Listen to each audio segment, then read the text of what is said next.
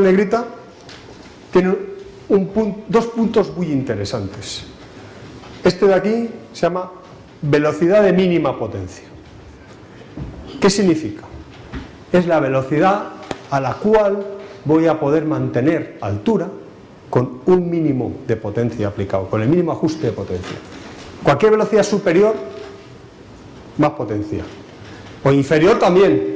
Eso le pasa al avión igual, ¿eh? Cuando hago un vuelo lento con un avión, que es por debajo de la velocidad de mínima potencia, necesito más potencia que cuando estoy a esta velocidad, que la mínima potencia. Tenemos que tener muy claro en nuestro avión cuál es la velocidad de mínima potencia. Y tenemos que tener muy claro que la actuación óptima de nuestro avión, con seguridad, es siempre un poquito más de esa velocidad, para que ante cualquier problema nos vayamos a esa velocidad y no nos quedemos por detrás. ¿Vale? Esto es importante. Dicho esto, los manuales de vuelo, cuando nos explican las carreras de despegue y estas cosas, y nos dicen el despegue de máximo ángulo de ascenso, está siempre por debajo de la velocidad de mínima potencia. Y voy a hablar un poquito de esto porque nos acercamos al verano, y el verano es una época en la que, especialmente el año pasado, no sé qué pasó, se mató un montón de gente con los aviones. Y yo creo que esto, el entendimiento de esto, tiene que ver directamente con lo que pasó el verano pasado. ¿Vale? Cuando yo estoy despegando con un avión, posición de morro muy alta, tengo el aspecto del avión, la trayectoria de vuelo que sigue, que es más baja que esa, ¿vale? ¿De acuerdo? Lo cual me da un ángulo de ataque. Eso se entiende, ¿no? ¿Vale? Bien, pero la hélice está aquí, tirando hacia arriba. El empuje no es hacia adelante, es hacia arriba. Parte de este empuje es perpendicular al viento relativo. ¿Me explico? O sea, la hélice ha dejado de trabajar como vuelo recto y nivelado, que es lo que explicamos en todas las escuelas para aplicar la sustentación. Ahora está así y está mirando para arriba. Y parte de la fuerza que está haciendo esa hélice está contribuyendo directamente a la sustentación, porque está restándole fuerza a la sustentación. Tengo que generar menos sustentación, he dicho antes que la misma, pues ya veis que no. Cuanto más es el ángulo, más fuerza de la sustentación está generando la hélice y menos sustentación efectiva me están generando las alas. ¿Por qué es importante esto? Pues esto es importante porque si voy a una velocidad inferior a la mínima potencia, voy con un ángulo muy grande, con una resistencia muy grande y usando mucha potencia, toda normalmente, ¿vale? Y si en esas circunstancias no estoy muy cerca de la pérdida todavía, porque mi ángulo de ataque real es inferior, porque estoy generando menos sustentación, pero si ahora se me para el motor, ¿qué va a pasar? Automáticamente la sustentación es inferior al peso, el avión va a acelerar para abajo, va a acelerar. ¿Y qué pasa con el ángulo de ataque de las alas? A tomar por culo, las dos en pérdida inmediatamente. ¿Cuento esto? Porque la velocidad de máximo ángulo de ascenso es una velocidad crítica. Yo no digo que no haya que usarla, pero cuando la usemos que tengamos claro lo que hay, ¿vale? Porque como se nos pare el motor en ese momento y tal, es muy difícil que no entremos en una pérdida intempestiva y nos matemos. Esa es la historia. ¿Para qué sirve esa velocidad?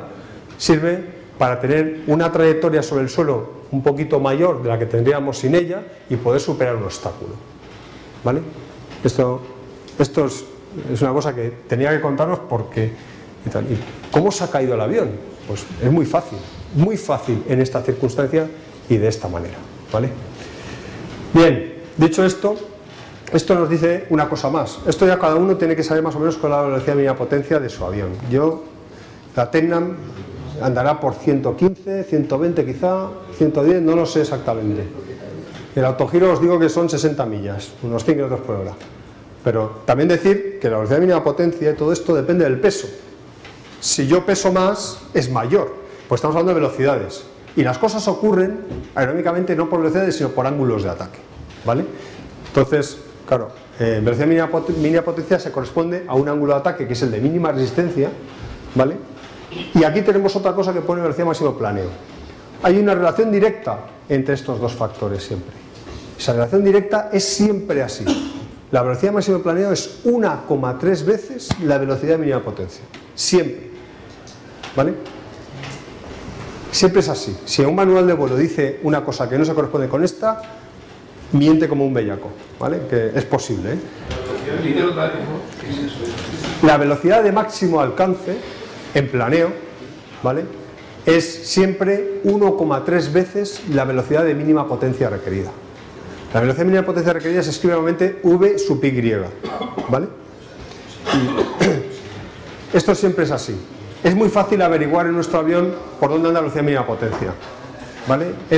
Normalmente es la velocidad que se suele utilizar para ascender después de despegar, y cuando si establezco un ascenso relativamente prolongado, ¿vale?, si juego un poquito con la velocidad, pues la velocidad a la que consigue el máximo variómetro para un ajuste de potencia es la velocidad de mínima potencia, ¿no?, o la que consigo volar a nivel con la mínima potencia posible. Esa velocidad le multiplicas por 1,3 y tienes muy aproximadamente la velocidad máximo alcance. No exactamente, porque la velocidad máximo alcance depende también del rendimiento conjunto motor-hélice. Una cosa un poquito más enrevesada, pero por ahí andará la cosa. Vale. Bien, pues de esta curva, que quede muy claro esto. Volar, no aquí, aquí está la división, esto está mal. ¿Vale? Volar a la izquierda de esta parte de la curva se llama volar en segundo régimen de vuelo, por debajo de la velocidad de mínima potencia. Es potencialmente peligroso, porque el avión es inestable con respecto a la velocidad. Cuanto menos velocidad, más potencia va a requerir para volar, ¿vale? Y va a llegar rápidamente a la situación de pérdida. Y la situación de riesgo máxima que existe es en un ascenso pronunciado por lo que os he contado. En el momento en que perdemos el motor, inmediatamente tengo la fuerza de sustentación, que es inferior al peso, y se produce una aceleración vertical hacia abajo que genera un incremento rápido de los ángulos de ataque de ambas alas. Pues en el momento que falla el motor, tengo que estar haciendo inmediatamente así con el avión, inmediatamente, porque si no, lo he perdido, ¿vale? Bien, pues nada, esto vamos a pasar brevemente por ello y vamos a ir al grano, ¿vale? Factores que nos afectan al despegue, ¿vale? Los manuales de vuelo, he dicho antes que son un documento público, y como tal, lo que va a pretender el fabricante, cuando los hace, desgraciadamente, es comprometerse lo menos posible. Y la información que dan es escasa, especialmente los ultraligeros, que ni tan siquiera está regulada. Los aviones grandes comerciales dan la información justa que les obliga la ley, y han ido metiendo más y más cosas conforme las leyes aeronáuticas les han ido obligando, ¿vale?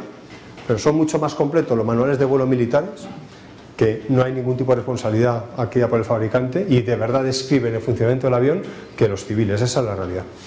¿Cómo vamos a funcionar nosotros? Pues esto es una solución, ¿vale?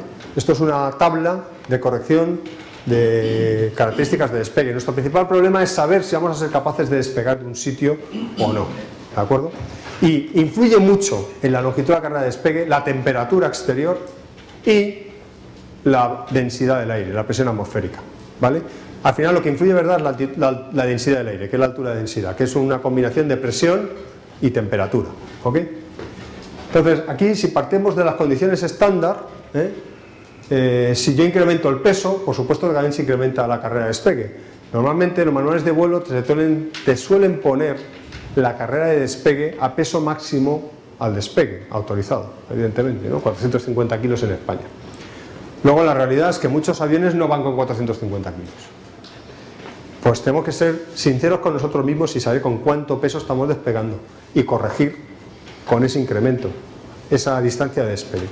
Que hay que decir que es distinto hablar de carrera de despegue que de distancia de despegue, ¿eh? Es una de las cosas que me he saltado, ¿eh? Pero la carrera de despegue es el espacio que hago por el suelo con la rueda rodando, y la distancia de despegue empieza en el momento en que he soltado frenos y he empezado la carrera de despegue, hasta que he alcanzado una altura de 15 metros. Es mucho más realista